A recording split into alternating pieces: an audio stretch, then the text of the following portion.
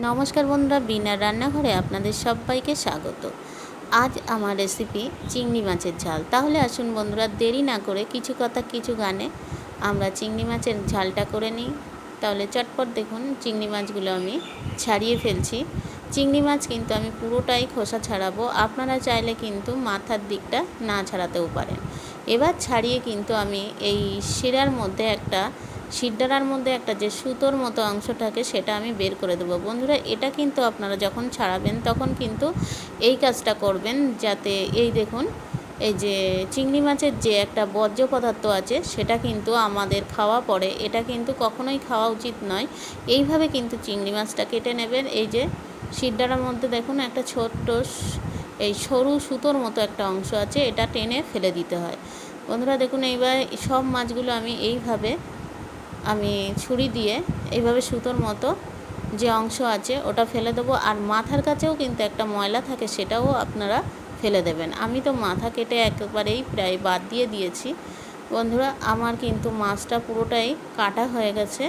এবার আমি পরিষ্কার করে ধুয়ে নেব। দেখুন, পরিষ্কার করে ধোয়া হয়ে গেছে। এবার চলে যাব গ্যাসের ওভেনে। গ্যাসের ওভেনটা ধরিয়ে আমি কড়াইটা বসিয়ে দিচ্ছি।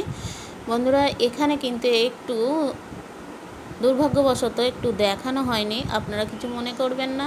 আপনারা প্লিজ একটু কষ্ট করে দেখে নিও। এখানে কিন্তু আমি পেঁয়াজটা ভাজার পরে তারপরে আমি এখানে টমেটোটা দিয়েছি। এবার দিয়ে দিলাম দেখুন এখানে আদা রসুন আর জিরে গোলমরিচের পেস্ট। বন্ধুরা, এখানে ভালো করে কষা হতে থাকবে। তার মধ্যে দেখুন, আমি কিন্তু এখানে কোনো দুধ দেব না। এখানে চাইলে আপনারা নারকেলের দুধ কিংবা গরুর দুধও অনেকে দেয়, তাতে তো মালাইকারি হয়ে যায়, কিন্তু আমি এটা করব না। আমি শুধু চিংড়ি মাছের ঝালটাই করব। আর আমি এখানে একটু লাল লঙ্কার গুঁড়োটা দিয়ে দিলাম।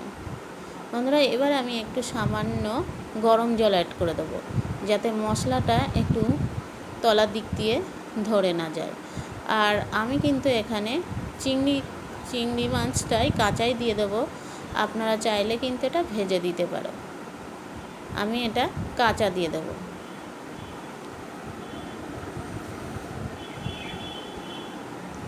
বন্ধুরা দেখুন, এবার কষাটা হয়ে গেছে। এবার আমি চিংড়ি মাছটা দিয়ে দিলাম। আমার মনে হয় চিংড়ি মাছটা ভাজলে একটু শক্ত হয়ে যায়, তাই জন্য আমি চিংড়ি মাছটা কিন্তু কাঁচা দিয়ে দিলাম। কাঁচা দিয়ে এবার কষাতে থাকবো এই মশলার সাথে। দেখুন বন্ধুরা, কষাতে থাকছি মশলার সাথে। জাগরণে যাইবে ভবরি, আখি হতে ঘুম নীল হরি, কে নীল হরি মরি মরি। জাগরণে যাইবে ভবরি, আখি হতে ঘুম নীল হরি, কে নীল হরি মরি মরি।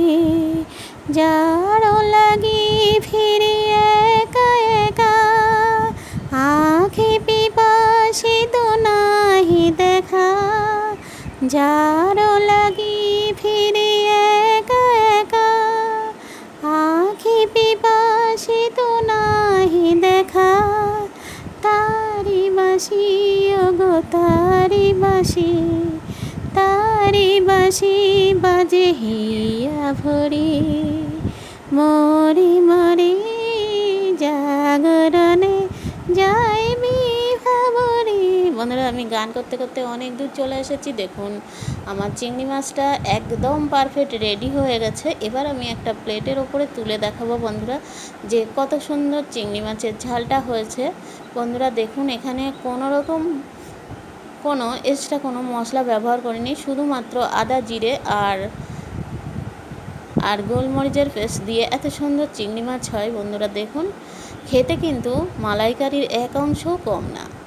বন্ধুরা, আপনারা যদি ভিডিওটা ভালো লাগে তাহলে প্লিজ লাইক কমেন্ট শেয়ার করো। আপনারা ভালো থেকো, সুস্থ থেকো। আবার দেখা হবে বিনা রান্না।